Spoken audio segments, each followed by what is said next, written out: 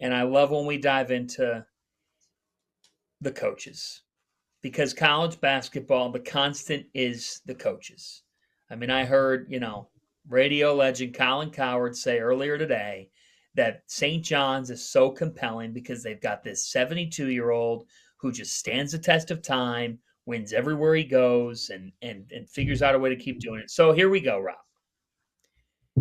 The coach, fill in the blank, the coach with the most to prove in the NCAA tournament is? I think I'm going to go with somebody that's a little bit unexpected here. But I think it's John Shire. And the reason why I think it's John Shire is because you're succeeding Coach K at Duke, right? You're succeeding a legend, either the greatest ever, one of the greatest ever, however you want to phrase it, right? And you have a team that is the best team according to KenPom's efficiency margin since the 1999 Duke team, right? The best team that we basically have in the KenPom database in the 2000s is this Duke team that John Shire has with Cooper Flagg, who's probably going to end up winning National Player of the Year, right? And when you're replacing a legend and then you have the best team and you have the best player and you're set up to be able to make a run to a championship, those are the kind of years where you are expected to win. And it is Duke. You're expected to win championships every single year at Duke. And the longer it goes until he's able to, get to a Final Four, win a national title, get to a title game, the more that pressure is going to build and the more that it's going to be a storyline and the more that it's going to be a narrative for him as a coach. Was he the right guy? This, that, and the third, right? Because it's Duke, because it's John Shire, because he's succeeding Coach K. And this is his opportunity to end that. This is his opportunity to say, yeah, I belong. Yeah, I might be 30, what is he, 35, 36 years? He looks like he's 23. But I am one of the best coaches in college basketball. I am a national championship caliber coach, and I am the guy to take this Duke program over for the next 40. Like, he could be here for 40 years. He could be there as long as Coach K was. And this is his opportunity to make sure that he can stake his claim to it. I think he's got a lot. I think he's got a lot on the line. And I think he's got a lot to prove with this to people at large that he is the right guy for this job. Jeffrey. I hate that. I think that was awful. An awful pick by you of John Shire. Like this isn't going to define John Shire. I know they have the expectations. Do you understand how media works in 2025? Like, there are like 3 programs that people can talk about. Dan Hurley's won back-to-back national championships, and now he's the number one talking point because he has an 8 seed after losing 7 pros in the last 2 seasons. So if Shire goes to a Final Four, so what does he have to do? What does Shire have to do?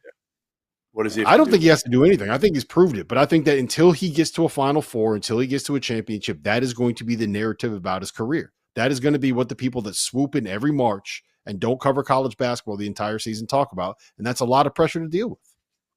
All right. I'll give you a guy with pressure.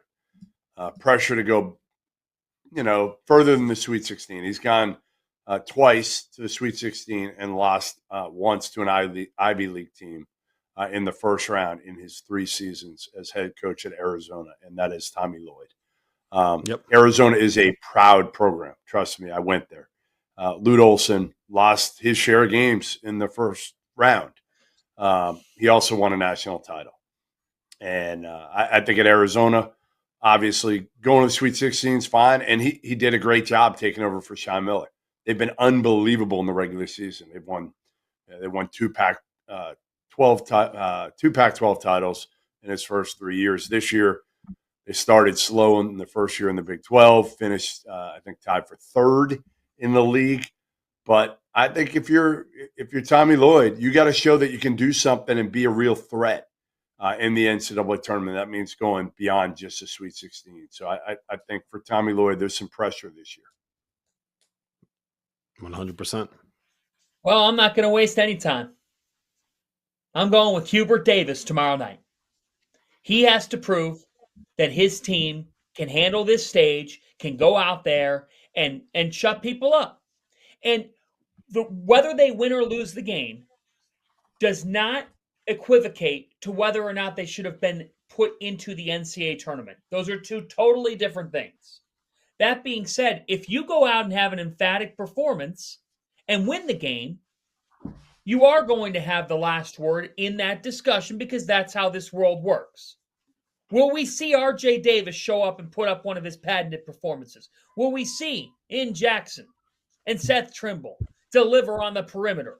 Will we see Carolina stand up and Drake Powell make some key plays for this team? Will we see them defend and play hard? Because if you're going to beat Brian Dutcher, you better be ready to dig in the mud, because this San Diego State team's been up and down. It's not one of his best teams, certainly not. But he still has a couple of dudes who just play hard, can protect the rim, and are going to get stops.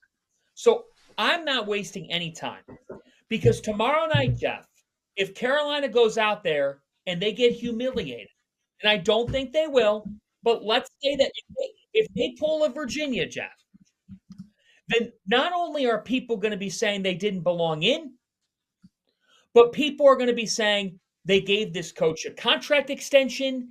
They're invested. They're talking about a GM will solve all the problems. The Sharks are going to be circling around tomorrow if Carolina loses this basketball game.